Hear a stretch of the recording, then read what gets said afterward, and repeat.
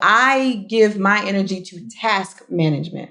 I focus on the tasks that I have to complete. And then for me, I start with prioritizing them. So, what is the highest priority and what's going to make me money? Right? So, those are the two questions that I start with: highest priority and then highest revenue, basically. So, as for me, everyone's situation is different. But for me, my family life is my number one priority, right? So, if my husband needs something, if the children need something, that's the number one priority. And I make sure that I do something in my family box every day. Every day on the to-do list, on the calendar, there's a family box. And the family box is going to get checked. So even if I dedicate the morning to the high revenue activities, the family box is getting checked or the day ain't done.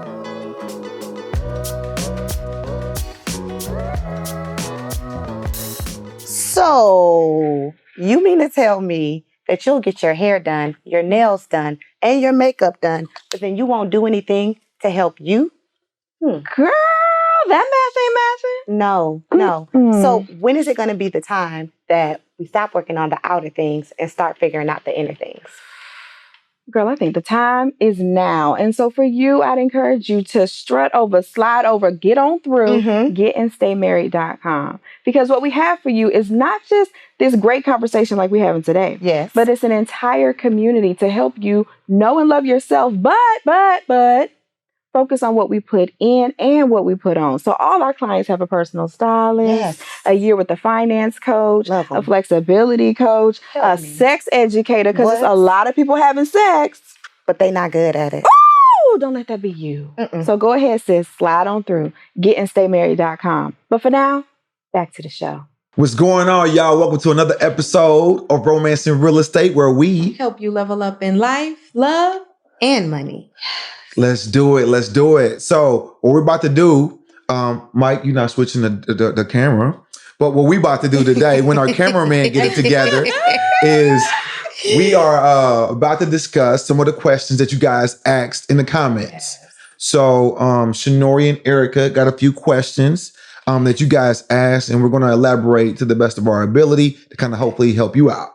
Yes. So one of the questions that we received is, how do you manage everything that you have going on? For example, for us, we have our Before Boaz experience. We've got the podcast, other ventures. How do you balance all of life without feeling depleted or overwhelmed or feeling guilty for lacking in one area? How do you manage having love, family, and the career? So, especially for you, sir, how do you manage having the rental properties and the salon and everything, the podcast, this podcast? You got multiple podcasts. So it's a lot. So I think that we could definitely do some and in addition to teaching too, you also, you're a mentor. Like, all you the do mentees. Maybe you answer that by yourself. I'm just... All right, so check this out. I will be the first to admit that time management is something I'm in the process of. I've been better at certain times in my career than others. So the first and foremost, the thing that I do is listen. So my daughters I make it to where my daughters are comfortable expressing to me whatever their needs are. I don't like react. I just kind of like take it in, and then I just try to find a solution.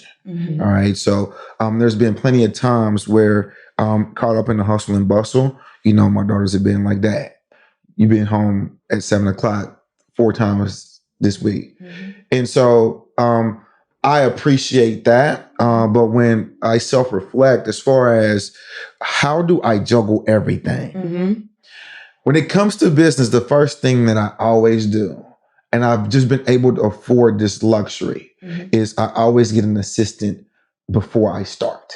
And so I'll go back to her hair company. We are in her hair company building. So it's a sandcastle building, but this is where we house her hair company. So when I started her hair company in 2012, I was introduced to hair in 2011. And I started to research the market, understand where to go for the product. And it was India, and then it was China. And then I just figured out the locations and everything. In doing that, I got a stylist that was in the school. Mm-hmm. Therefore, I knew she had 1 day off because they go to school like 6 days a week or something like that. Mm-hmm. And so I paid her. Her name was Noelle at the time, and I paid her basically $10 an hour at the time to basically work with me and do research on the products. Just because there was different types of products, closures, and things like that. I'm foreign to that. Therefore, I got somebody who was in the industry. Right. So whoever I hire Mm-hmm. is technically somebody who's mentoring me. Woo! So Very smart. again, the first person that I always hire is the assistant. Mm-hmm. That assistant is probably a specialist in the field who is now training me as I go. I'm going to put together the SOP and everything, the business. I'm gonna apply the business acumen, but she will give me the technical knowledge in the product, he or she. Mm-hmm. So that's how that worked. Later, when it came to just trying new things in the digital space that I was new to, I was hiring out, different firms, and I lost a lot of money. Then I felt like I couldn't trust anybody. Okay. And that's just because I didn't feel I could go to the next hair company for help because we were looking at each other as competitors. Understood. And so that was a struggle. So when I entered into real estate in 2014, the first thing I did, I paid $50,000 for mentorship. And so when I did that, the reason I was okay paying that much is because I probably lost about $250,000 in her hair with trial and error. And so that's when I decided that, hey, instead of figuring out how to do it, let me figure out who can help me. Yes. And I didn't want to take the same L's in real estate. And that's what happened.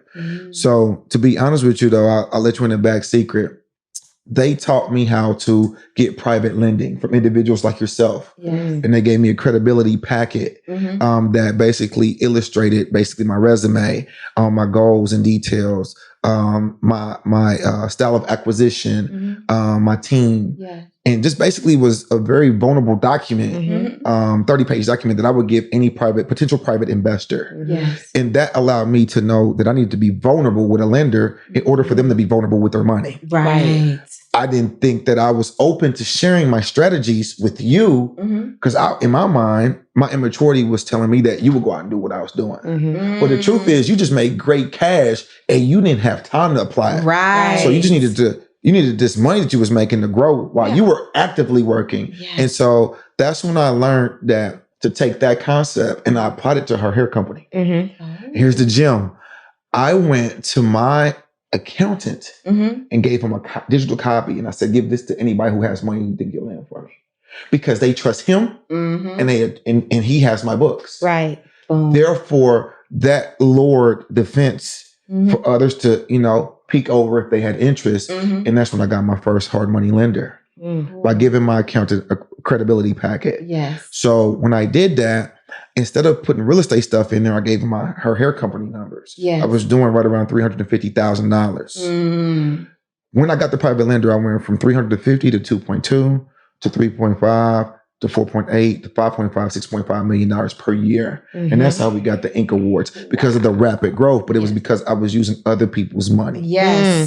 So that was it when it comes to like anything I do. When I started recording videos, I actually got a videographer that was an intern that was learning how to do video. And so he's learning, I'm learning. At the same time. Boom. Mike is a little bit more ahead of the other guys. So I would use Mike more so for things that needed a professional. Right. And you know what I mean? Because I can't teach you the camera, but I could teach you what I need. So that was easier for that. And so Mike came in a position where like, okay, we need to do like professional, ads and things of that nature. So that's where Mike came in. I stopped acquiring real estate for a year. So, because I was dealing with the family things and just, getting my life together.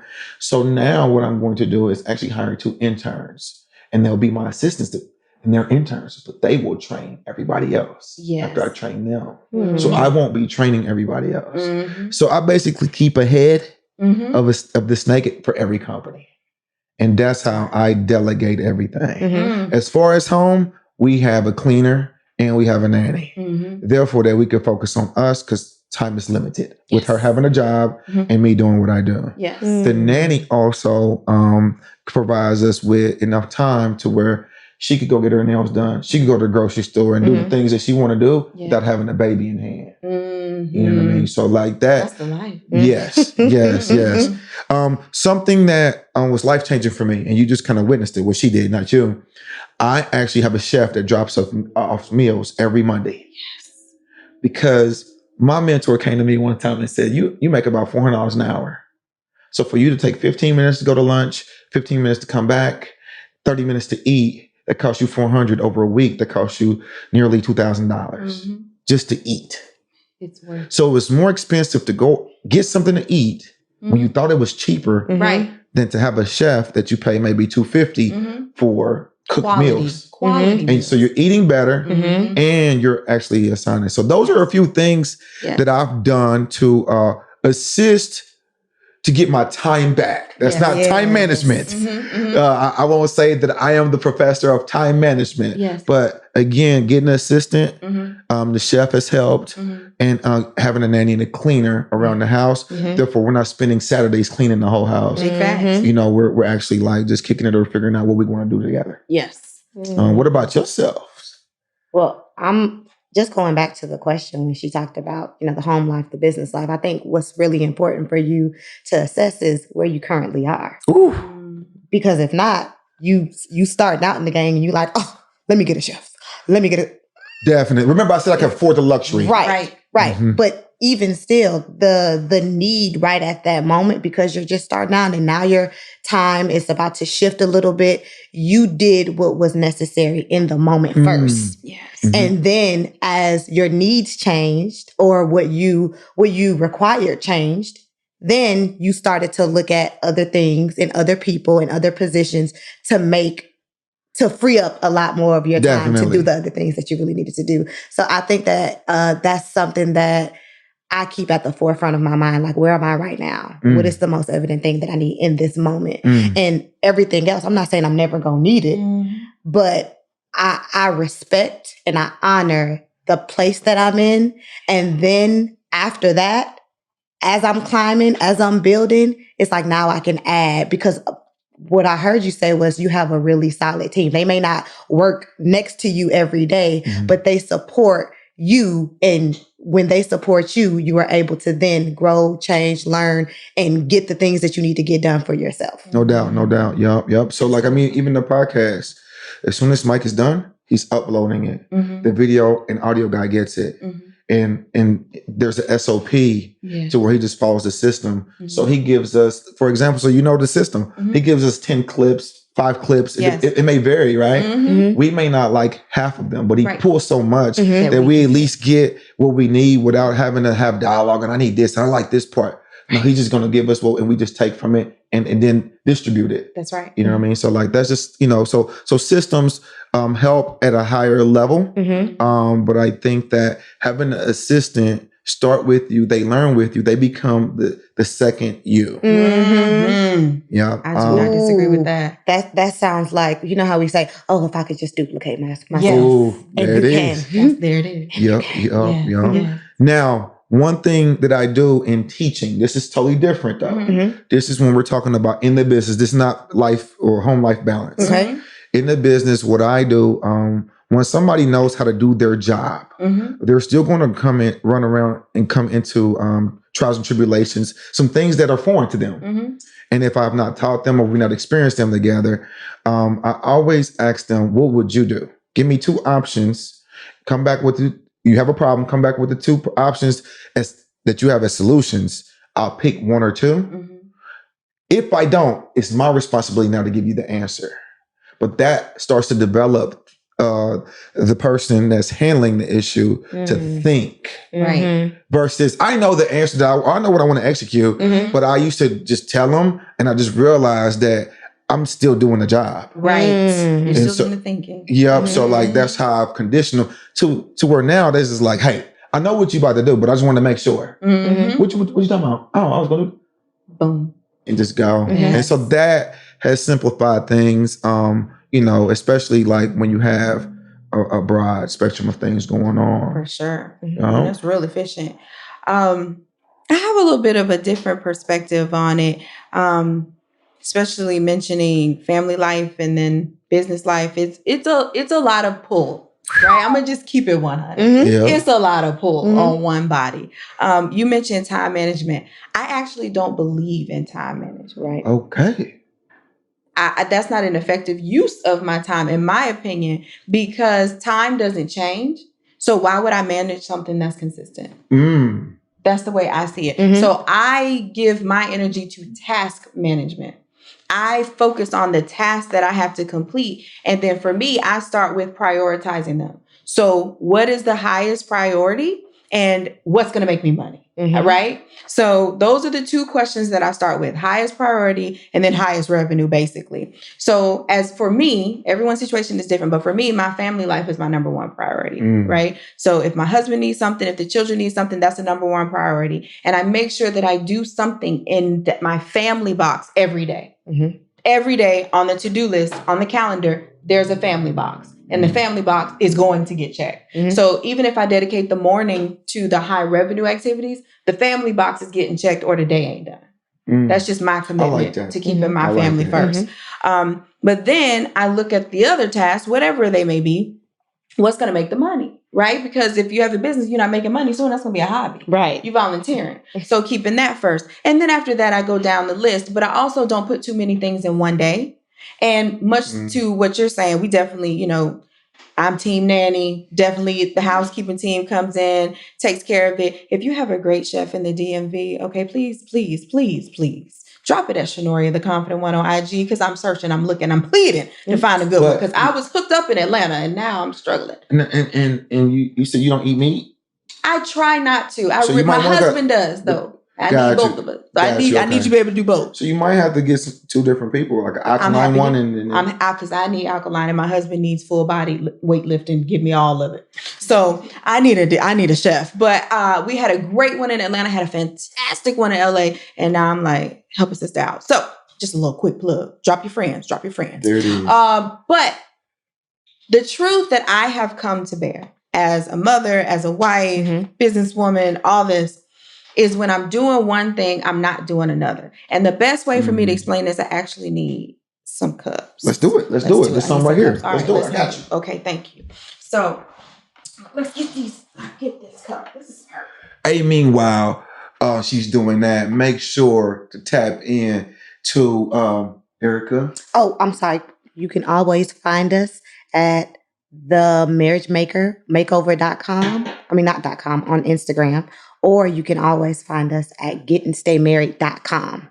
There it is. Also, if you want to learn about real estate, everybody has a relationship with real estate. If you ever had this idea that you wanted to do, but you didn't have the money and you couldn't get a loan, imagine if you had equity in real estate. The banks have a special relationship with real estate to where if you had equity in the property, more likely you would get that loan. Therefore, investing in real estate is always a good idea. And it's never too late. And now it's always the time. If you're interested, go to getfreerentalproperties.com and tap in. But back to Shanoria's example. Let's do it. I love that though. Who don't need to get in real estate? I'm just saying. I'm all about it. These are some nice glasses. I know these are some lovely glasses, lovely wine glasses. And in case you didn't know, they can each hold one bottle of wine. Little known fact. Mike put us on that. Yes. So I really want to help with the visual because sometimes women are notorious for this. I don't know about the fellas. Y'all can let me know, but there's a lot of guilt, especially for mommies. There can be mommy guilt because I'm not here doing this. There could be daddy guilt because I'm not present with my kids because I'm doing this or that or this or that. And the question specifically said, without neglecting, without feeling guilty, right? I felt like that. And I've been in situations where, let's say I lost a manager and we've condensed the team down. And so like I've had to be here and then my daughters had to track me. Right. So I got to juggle, hey, do I leave here at 2 and we close at 6? Or do I go to the track meet? And I've been in positions where I've had to do either or. I never really felt bad for missing the money because we're okay. But, if I ever had to miss a track meet because of a meeting or a house, we just had a plumbing issue. Things like that do happen where I got to wait on the plumber today. That's right. And so like, you feel like damn. Right. Like, you know what I mean? Right. But go ahead. And so the way that I choose to forgive myself, because self-forgiveness is a big thing. I know you don't feel like that. Self-forgiveness is so important, is that I understand that we say the word balance. How do you balance it all? And when we think of balance, we think of potentially, let's see how I can make this happen. 3 glasses, and you have family, and you have work, and let's say you have, you know, friends, hobbies, whatever, spiritual beliefs. And when we consider balance, we think, okay, I'm gonna make sure that I'm doing just about the same in each one. Give me 1 second. I'm gonna need you to run this right back. Give Shanoria one of the glasses real quick. Give Erica. Erica one of the glasses. Okay. And you take those 2. Yes. Mike, put the camera on her for me, please. For Shanoria, please. Yes. All right, now. Therefore, that they could get that direct visual. There of it it. is. Okay, I see it better. All right, I can start from here.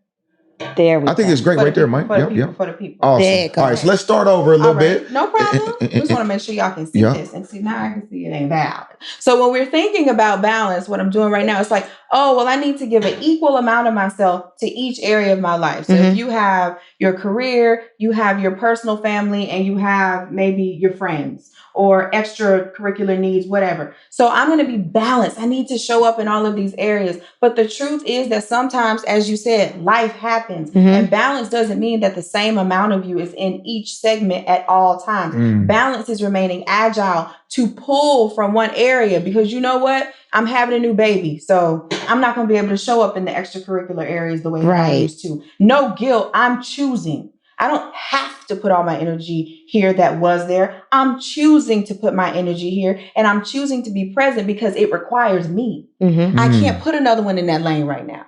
I can't put an intern. I can't train somebody else. This needs me. My DNA needs to be present. And the beauty of me still breathing is that I can be here. So I'm going to be here. So I'm going to push pause for here right now. No love lost, because I get to push play here double. And then quite frankly, there's other times in life where, okay, we might have cut some of the friends, some of the extracurricular activity, but there could be a death in the family. And so now work, career, business, hey, sorry, y'all. I got to bring it in. Why? Because I'm not able to emotionally show up here. All of my emotions are jumbled. I got a lot going on. I'm trying to process. I need to fully focus here. And when that happens, many of us will guilt ourselves and say, I'm out of whack. I'm out of balance. But the truth is, you're very much so in balance, because you're putting your energy what matters to you the most right now, what's going to benefit you the most health-wise. It is unhealthy. It is unkind, and it's unbalanced to try and continue to show up in these other spaces that are not a priority at this moment with the same energy that you're giving to the area that is the priority. That doesn't even make the sense that it's common. We need to forgive ourselves, and we need to be kind to ourselves and understand that the balance is continuing to be agile, to shape, shift, and move as necessary, to show up where we want to show up when we want to be there. That's balance. That's being human. And that's choosing how you live your life and not having your life live you. So you just said 2 words. You said being human, right?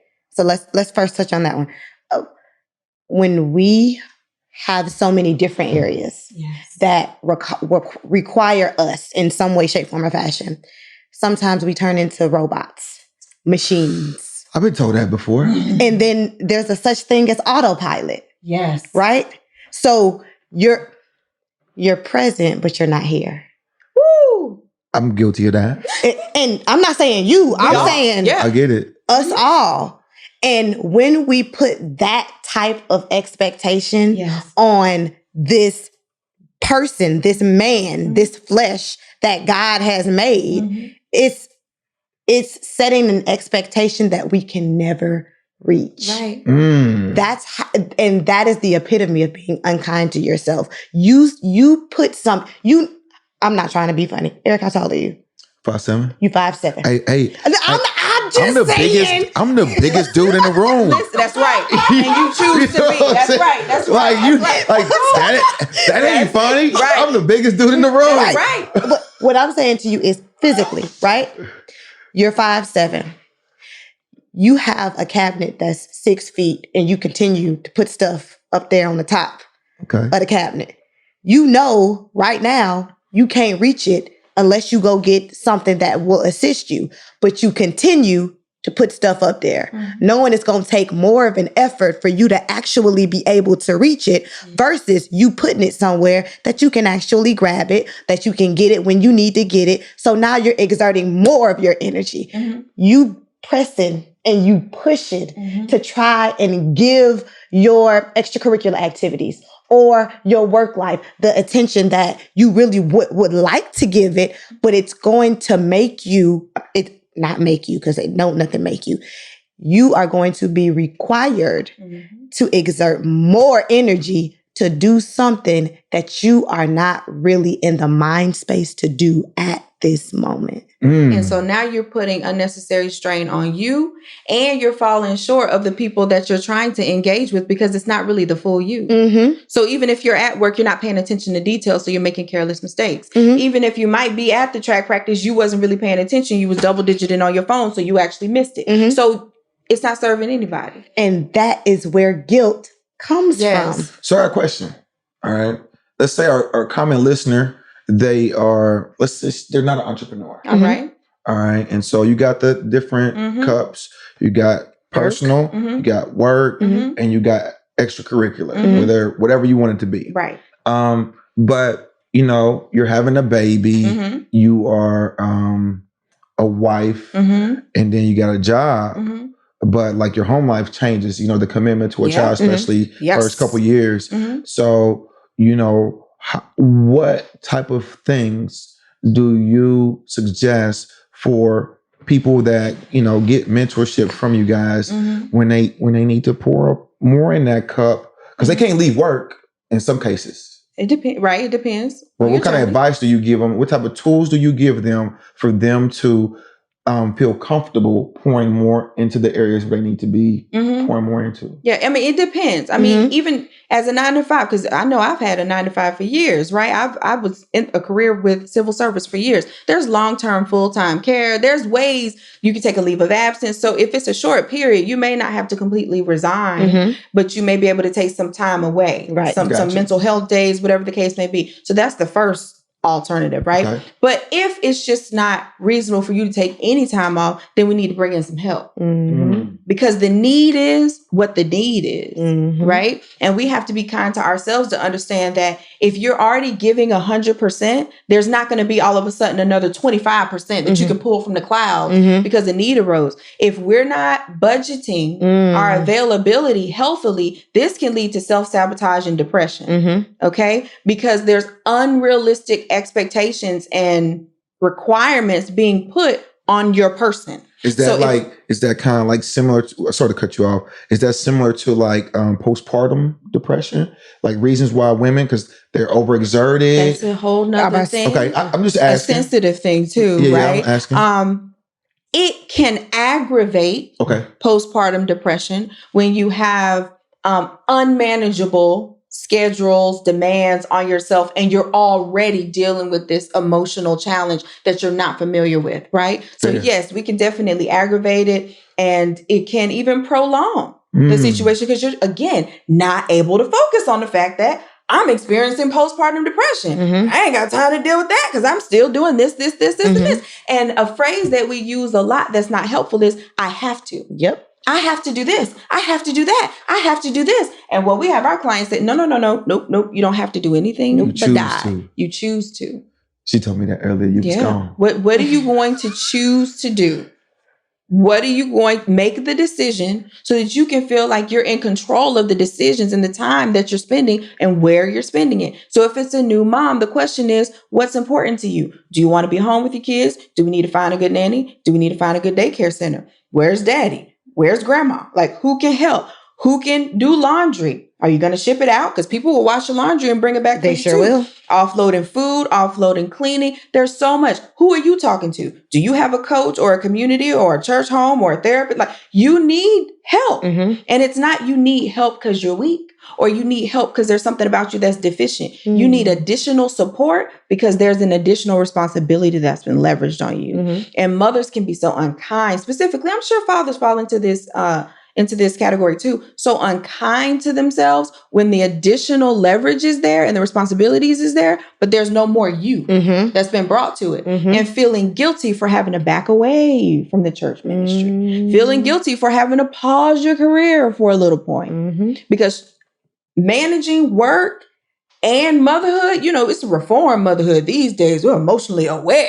We are being present, okay? Like, we want to be involved. We want the language that we're using. It's not just wake up, feed the kids, and then change a diaper and go home. Like, no. We want to work with the children now. Work means she's exerting something now. So one of the perspectives, let me come from this. Ladies, I'm here for us, okay? Keeping kids is work. Yes. I don't disagree. Full-time job. The reason you would have to pay for a nanny is because it is a job. So even if you have a wife who stays at home or a woman who stays at home who has a child, that's a job right there. So we say, well, she has a job. No, she has two, because the child's care is a job. If she didn't do it, we'd likely have to pay somebody else to do it unless grandma's around or whoever. So that's one job. Now she has another job. So she's literally having two jobs. And if she has a business, oh my, you have the job of the kids, you have the actual job, and then you have a business. So now we have a person trying to split themselves three ways when each one is ordinarily a full-time job for one person. So be realistic about what you can healthily achieve and offload the rest. And that's where the prioritization came in. If I could only do one thing, what would I need to do now? And what would I be okay with doing now? If I didn't do one thing, what goes away? And we like to use the Eisenhower matrix. That's what we teach our clients. But, and I mean, if you just are not ready to level up and you're trying to do it on your own, you can do it more slowly by Googling. But if you'd really like to do it faster and get to this productivity, she already told you what to do. But we definitely want to help women, men, anybody, because over scheduling ourselves, that's gender neutral. We all do this. But the point is, we need to be more fulfilled in the decisions that we're making and how we're choosing our time. And I, again, focus on task management, not time management. Task management, not time management. That's right. Time is going to be the same, whether you manage it or not. So when our mentor be like talking about time, you just like you go somewhere else and come back. I mean, I ignore the phrase. I know what they mean, right? But I just be like, yeah, that's not it. Next time we in class, I'm gonna look over and be like, what you doing? Are you passing? Are you doing this work? Are you here with us? Got you. Any other tips that, I thought that was dope. It's a different perspective by far. But I mean, that's it makes what we sense. here to give to people, right? You come to romance and real estate, you're not looking for the same old stuff you can find anywhere else. So that's why they come here. But yeah, that's different though. Just because it is two jobs. I don't think that we physically see it that way though. We know moms do the ish. Yeah. But I think that when you state it as, hey, taking care of a kid is a job. This is a job. Which one you gonna commit to? Right. Which one can you you know what I mean? Yeah. And maintaining family and friends, healthy relationships. It is it's time you gotta make effort to maintain them. Right. It's nurturing. Yeah. So I think that I'm the type of guy that got water in every cup. And I lack in some spaces, you know what I mean? Just being transparent. That's okay. So what choices, not to answer here, but now you can think about what choices are you going to make? Can I answer that? If you would like to. But I want your feedback. Okay. Because watching that, I would now go home and ask her. Yeah. Where do you see us best fit? Yes. What would you say about that? Is that a great? Spectacular. Please. Listen. Oh, look, Hercules. She looking at the podcast like, yes! She be like, can I cash out them? Listen. That is loving and effective communication up front. Before all the glasses crash, let's talk about, from her perspective, what's the priority? Like, babe, I'm not going to say anything. Tell me, if everything could go the way you would wish, how would you pour this water? And then flip it. You can't say nothing now. I'm finna pour the water. Right. Now you all are having such a great conversation and communication, and you're going to learn more than just what this is. She's going to be able to ascertain where are your friends in your mind with respect to compared to business? Where is family? Where is work? What do you really feel about it? Because right now, all we can go off of is how many hours perhaps you give to each thing. But when you really start talking about prioritization, just because something takes more time doesn't mean you value it more. Right. You just maybe haven't figured out a way to be more efficient. Right. So now you're actually unloading and helping her understand your values more. We already talked about why that's priceless. And oh, what a day it would be. Come on. When the schedule that you have, it becomes a team effort for you. It's nothing. 2 is better than 1. Let's be clear. So now if we're saying, okay, this is the priority for me, this is the priority for me, and then you start to make her priority your priority, and then she makes your priority her priority, then I'm just foreseeing that everybody's priority is going to be met, especially throughout the week. So it may be a Monday, Wednesday, Friday we're going to do, and then Tuesday, Thursday, Saturday, we swap and we make this the happy day. Happy. Everybody's happy. I got a question. Yeah. Erica, do you and your husband have a date night? Yes, we do. Okay, got you. Why you teasing like that? Because the funny thing about that is we prioritized date night super, super early because I'm the youngest of 5. And I looked at my siblings and I looked at my parents and I was like, do that. Do that differently. Tweak that. That's trash. And we wanted to put ourselves in the best position, and the best way to build in your relationship is to make sure that you prioritize each other. Because even to have that type of conversation, you have to be having conversation. No, I got you. Yeah. So Mike has stressed that there's something that he did back in the day, like last year when we was just kicking it or whatever. And so, like, I was kind of curious if y'all did that. Like implement a date night? Yes, I'm gonna keep it absolutely 100 with you. When we had our youngest, and which he's a pandemic baby, and then I cut out the nannies because the spreading of COVID, right? So then we didn't have a nanny. We didn't have anything. It was very tough. So we were trying to have date nights, but it was frustrating us because our oldest son, he don't understand space at all. He'd be like, what's up? So we didn't have date nights. And we had already had date nights. Like my oldest traveled with us. We were always jet setting. We took advantage of the fact that under 2, you fly free. And now we're basically locked down. Can't go nowhere. Oh my gosh, it impacted us terribly. Now I will say, I'm proud of us. Babe, I'm proud. Because we didn't attack each other. We seem to be having a great focus on the fact that our union is number 1, but individually we were suffering. Like I know my husband and I know me. Individually, it was killing us. It was eating us up that we weren't getting the break, right? We were not getting the break. So now, again, back to the nanny life, getting that help. Look, I wasn't playing. I flew in the nanny from Atlanta, like because I trust her. She was already good while we were finding another one so that we could have the time and space to be able to do what we need to do. But I'm not going to sit here and say that there are some times where maybe date night has to take a back burner, right? Whatever the case may be. But just like these glasses, don't let it always stay on the back burner. Right. Maybe it has to take a back burner for a time, but we need to get back to it because it's a requirement to maintain our love. Right. And that is why I appreciated that we were both wanting it. We both wanted that time together without the kids, without anybody else. Don't have to be a family gathering. That don't count. The date night is just me and you doing whatever we want to do. That for us, you come up with your own rules, but the date night part doesn't involve sex. Gotcha. So now it can't be, hey, we did it, so that was done. Because sex is an expression of what we build and what we have, but we still need to continue to maintain that and not just continue to express. So date night is a big flex. I got one more for you, Erica. Big cheese. So, so what was your funnest date night? Share with us if you can. Well, because I know that's an intimate space. Well, I'm gonna say this. Especially during the pandemic. Okay. There was a lot of time that we spent apart. In addition to, we make it a point to, abstain. Okay. So, we had to come up with very creative ways to make sure that we kept that connection.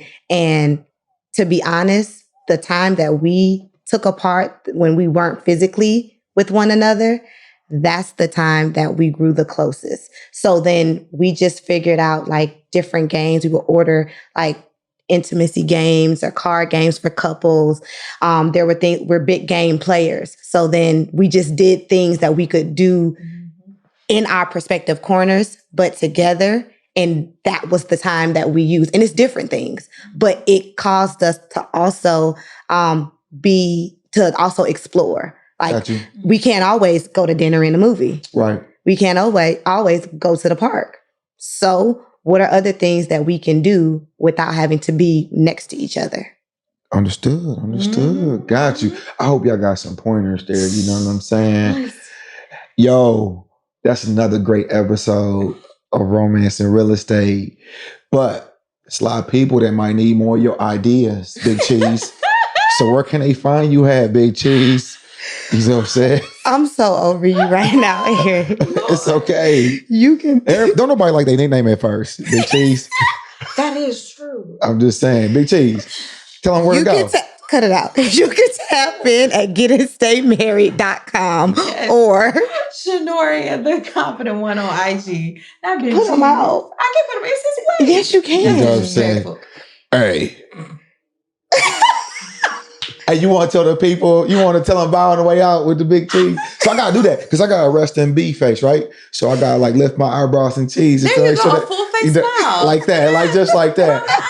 Yo, thank you for watching another episode of Romance and Real Estate, man. Don't forget to like, subscribe, comment. Let us know, you know what I'm saying? If you went home and y'all's playing some, what do you call the game that be on the airport window? On the thing, and you moving the cards around to it, and you trying to get a whole Rolodex of it. What? I have no idea what you're talking about. Yes, you do. Solitaire. You know what I'm saying? If you and your partner are doing a great job with solitaire, window. You know what I'm saying? Wait a minute. Hey, they hating, but that's what she was doing. They was playing solitaire on Zoom, and it worked. So it can work for you. It can work for you. I'll see you next week. Like, subscribe, comment, tell a friend to tell a friend. Till next time.